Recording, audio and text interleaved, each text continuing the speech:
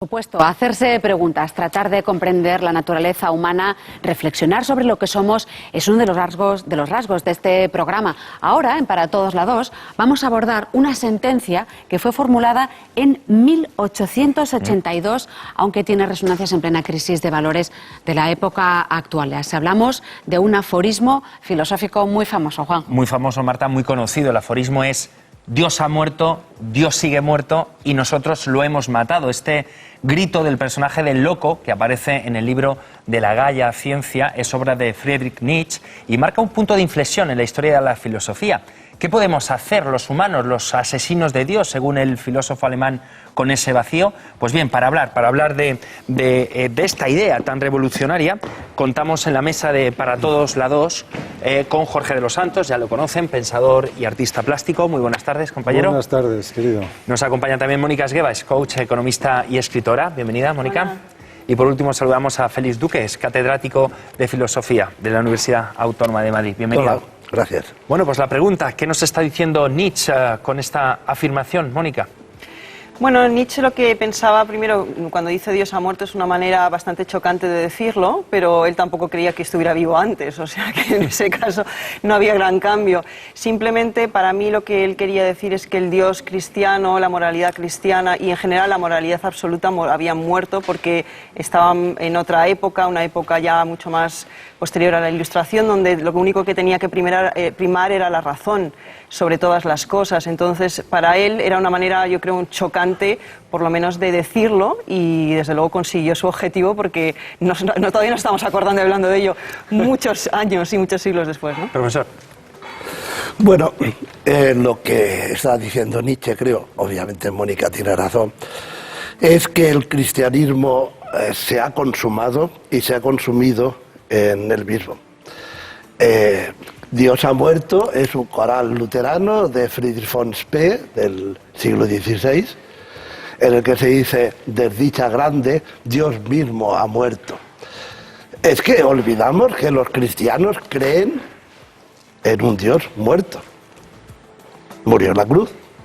También olvidan que San Agustín, en el De Trinitate, dice, por otras palabras, que fue un suicidio. Como es obvio, porque ¿quién puede matar a Dios sino Dios mismo?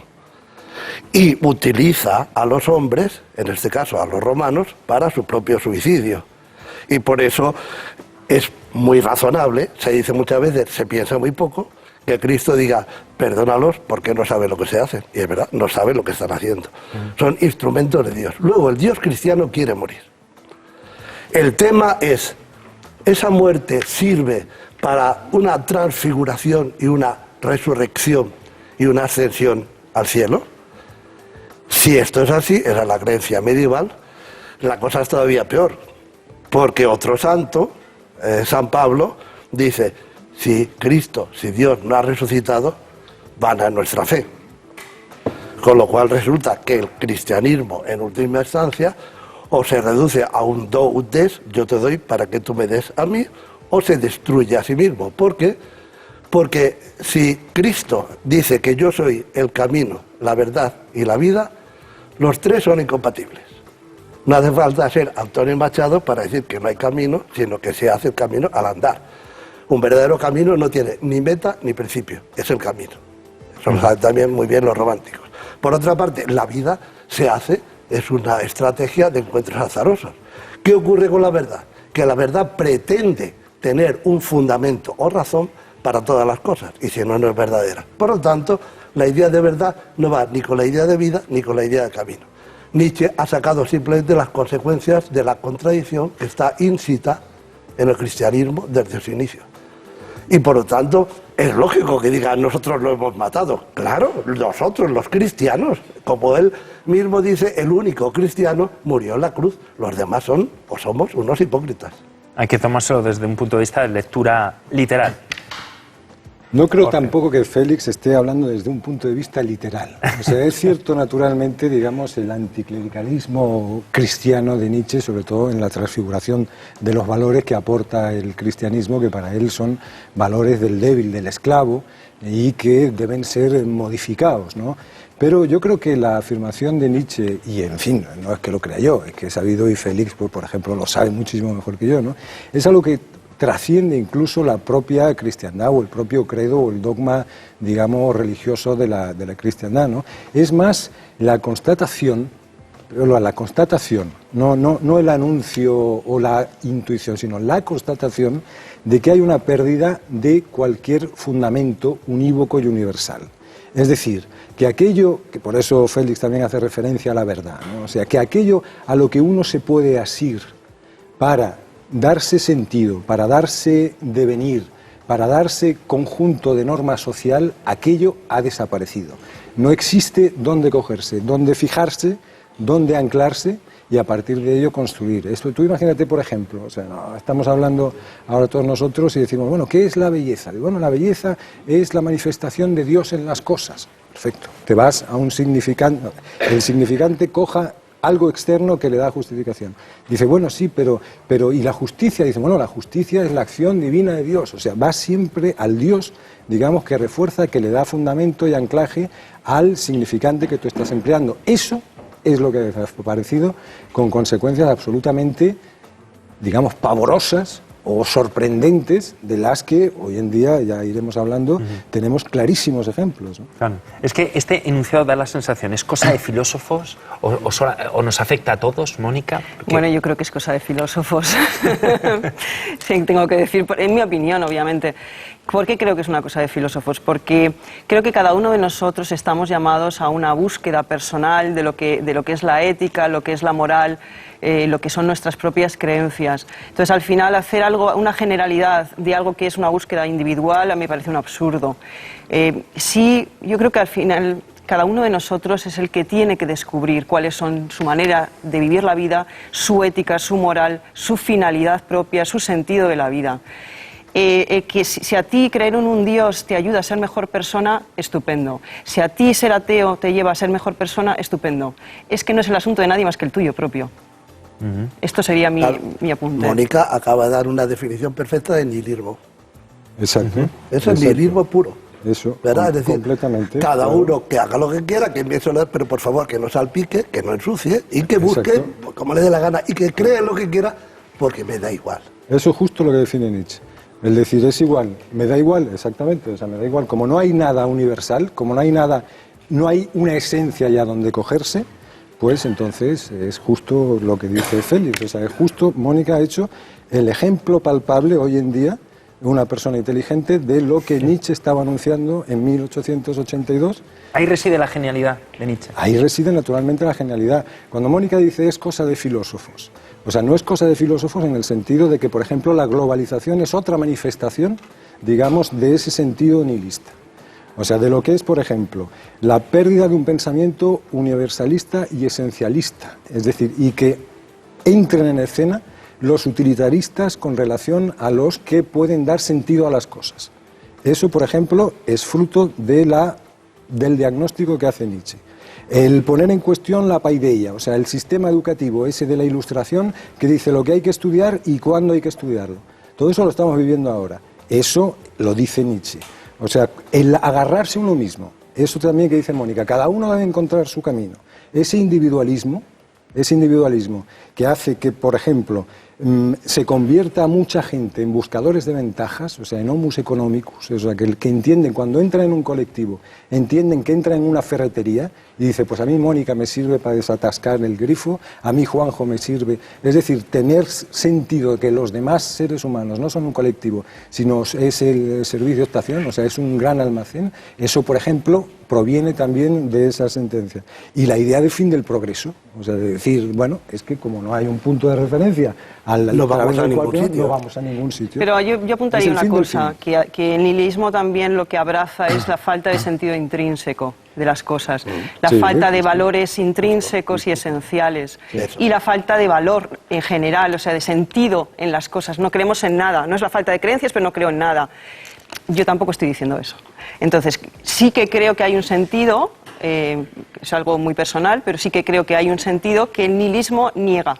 El sentido esencial lo niega. Yo sí que creo que hay un sentido y que la vida tiene un sentido, que no es solo el girar en círculos, sino que hay una linealidad.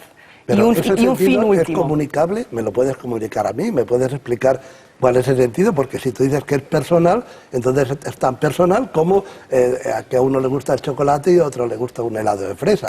No, Si es yo no quiero puramente decir que sea de individual, todos. Quiero decir que no todo el mundo tiene que compartir el mismo, pero cada uno tiene que buscar el fin último suyo, el para qué de su vida. Y yo creo que esto sí que existe. O sea que tú defiendes un politeísmo, digamos, nihilista.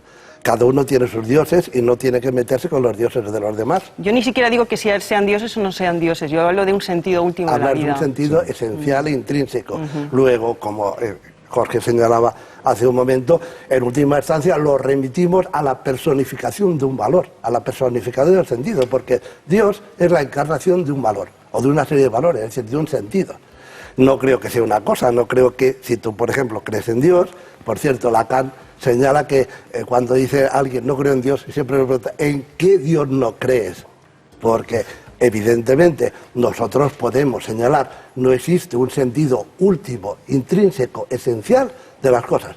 Pero existen tantos sentidos que nosotros podemos crear, comunicar y hacer que los demás vayan con nosotros, precisamente por la curiosidad de entender qué acción, qué empresa está llevando a cabo. Eso es muy distinto a hacer un puzzle. No, en absoluto, tú no defiendes un puzzle, pero hay muchos que sí lo piensan, es decir, tenemos aquí esto y vamos a encajar cada cosa en el sitio que le corresponde.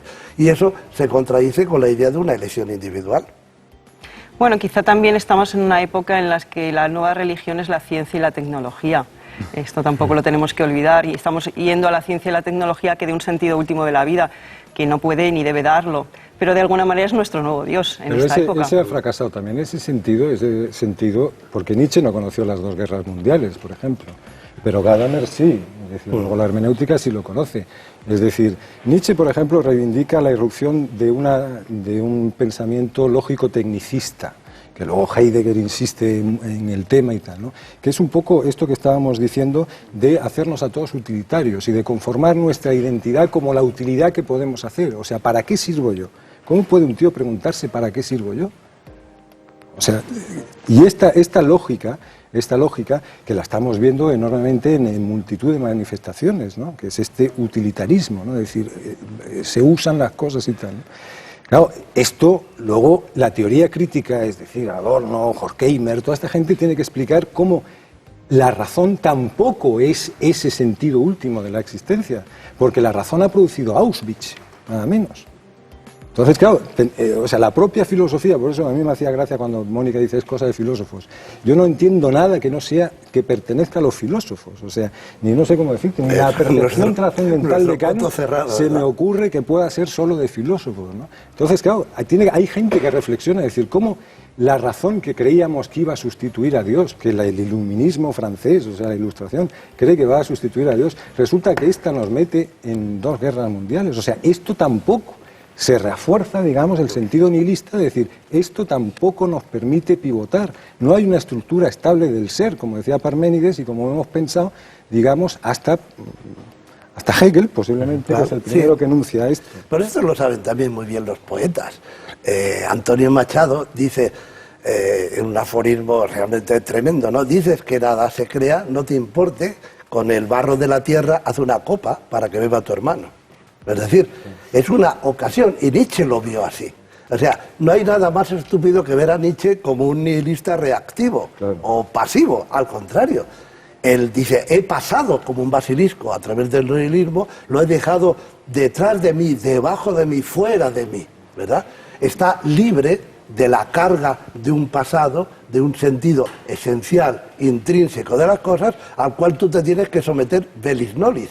Y el peligro en nuestra época es que Dios habrá muerto, pero su sombra se prolonga mucho, por ejemplo, en lo que tú misma señalabas, de la tecnociencia, porque de verdad que somos libres cada vez que tenemos que utilizar un ordenador o un teléfono móvil. No nos tenemos que sujetar a una serie de procedimientos que no entendemos absolutamente nada y que simplemente somos servidores de esto. Los propios medios de comunicación, la propia televisión, no nos guía constantemente. Entonces, lo que Nietzsche señala en un momento es algo así como: estoy harto de que hayan pasado 2000 años y no haya un nuevo Dios. Y un nuevo Dios no quiere decir falta de sentido de todo, sino al contrario, creemos entre todos un nuevo sentido. Eso es lo que quisieron las vanguardias también al principio del siglo XX, que fueron obviamente destruidas por las dos guerras mundiales. Pero siempre se ha tenido ese elán, y cuando se ha tenido ese elán, nosotros hemos sido realmente Occidente. Ahora lo que estamos es en lo que llamarían hecho un nihilismo búdico, es decir, un nihilismo pasivo. El hedonismo absolutamente estúpido de hacer lo que se lleva el trending top, sin ir más lejos, ¿verdad? ¿Por qué es tendencia? ¿Y por qué tiende? ¿A dónde tiende? ¿Qué es una tendencia? Si esto alguno no se lo pregunta, entonces es que ya estamos demasiado perdidos. Sí, o sea, en esta sensación del nihilismo, o sea, puede haber un nihilismo reactivo, que es el que enuncia Félix, y un nihilismo activo. O sea, ¿qué nos queda cuando no nos queda un sentido último, una trascendencia última? Nos queda la vida, por ejemplo, dice Nietzsche. Nos queda la vida. ¿Y qué dice la hermenéutica? Nos queda el diálogo. Es decir, la verdad será lo que surja de la interacción de este diálogo que se está produciendo aquí. O sea, eso por ejemplo, ¿no? Pero luego, ¿qué sucede? Que al sistema, y entramos ya en cuestiones, digamos, de este neotardoliberalismo económico atroz, a este le interesa enormemente ese nihilismo pasivo. O sea, le interesa enormemente llenarle a la gente la cabeza con cosas consumibles, con cosas utilizables, con cosas que le den la sensación de que se llena, y que además que se llena progresando, prosperando. Y le interesa que le llenen la cabeza a la gente con banalidades, o sea, con simulacros de pensamiento. Es decir, que cojan una idea, un lema, un emblema, y crean que ellos están pensando eso, cuando en realidad ellos no están pensando eso. Alguien les ha implantado y les ha puesto en la cabeza y le ha dicho, mira, esto es lo que tienes ahí, ¿sabes? Eso, por eso te quiero decirte, si frente a esta situación nihilista reaccionamos pasivamente, nos ocupan vendiéndonos eslogans, vendiéndonos libros. Pero el ser humano, Jorge, móviles, ¿necesita referencias estables para vivir? ¿Ese tipo de referencias, de señales? Sí, pero escucha, referencia, es que muchas veces no pensamos en el sentido de las palabras, pero piensa cuando una señora deje una casa y le pide una carta de referencia. Referencia quiere decir apuntar de un sitio a otro. Por lo tanto, una idea de referencia estable, si por estable se entiende eterna, continua y perpetua, no tiene menos sentido. ¿Por qué? Porque la referencia se hace. Tú haces la referencia, no es una cosa que esté hecha. Y por lo tanto, lo que se te pide, como señalaba Jorge, es que si es verdad que en lugar de cosas hay fundamentalmente interpretaciones de las cosas, entonces la referencia se va creando en conjunto.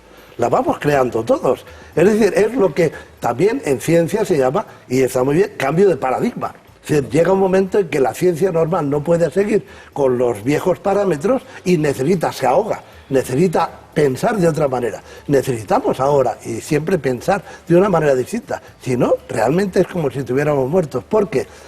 Porque, mira, sinceramente creo, pero es mi creencia, claro, que aquí el problema es que es verdad que Dios ha muerto, pero que eso da igual. Lo que nadie quiere aceptar es lo que dice el frenético, que por cierto, der Tolle Mensch no es en absoluto el loco, porque Toll significa estupendo, maravilloso en alemán, y como adjetivo con un sustantivo que Tolle Mensch quiere decir el alborotador, el incordiante, es decir, el nuevo Sócrates, el que tanto odiaba a Sócrates es el nuevo Sócrates, el que para ahí fastidiando. Y de hecho la gente se marcha. Él va a la plaza del mercado, al ágora, porque quiere hablar con la gente. Pues eso es lo que decía Jorge, si es que tú tienes algo que decir a la gente, ¿no? Y lo que tienes que decir, mira, entre todos lo hemos matado. ¿Y por qué lo hemos matado? Porque ha surgido una cosa que se llama hombre con mayúscula, el humanismo. ¿Y en qué consiste el humanismo? Pues en una especie de juanpalomismo, a saber, tú eres el productor, tú eres el producto y tú eres el consumidor, y no hay nada mejor que tú. Y no tienes más que ver en la televisión y en tantos sitios donde aparece porque me lo merezco. ¿Qué es lo que te merece? ¿Por qué te mereces nada? ¿Cuál es tu mérito? Porque me parece que merecer viene de mérito. ¿Cuál es tu mérito? ¿Existir? ¿O te mereces consumir la cosa que te digan que consumes? Entonces te das cuenta que efectivamente el problema no es que Dios no haya muerto, sino que no queremos asumir que hay que ir por encima de ello, porque Nietzsche pensaba en griego. Y cuando alguien muere, piensa en la Ilíada, se hacen grandes festejos en honor del muerto y grandes proezas precisamente para dar la bienvenida a una cosa nueva después de esa muerte. Bueno, nosotros vivimos en esa muerte. Yo diría que, solamente como apunte, Nietzsche decía el nihilismo búdico, que es pasivo. Solo para hacer un apunte, el budismo no es pasivo. Para el budismo sí que existe una realidad convencional y una realidad última, y aunque no es una religión teísta, no hay un Dios, para ellos lo que es importante es cómo trabajamos nuestra mente y nuestro corazón para no tener ningún aferramiento al ego, para darnos cuenta que lo eterno no es, no tomar como eterno lo impermanente, que es lo que es la vida, y para darnos cuenta de que no estamos separados, sino que todos estamos interrelacionados. Y O sea, que coartar hay el un existir, sentido. Mónica, y coartar el existir en base a cortar los deseos. Lo vamos a tener Claro. que dejar aquí. Y el Muchísimas dolor. gracias. Muchísimas gracias a Si los no tres tenemos dolor, no estamos vivos. por estos minutos de filosofía. Gracias a los tres. Mucha suerte. Gracias.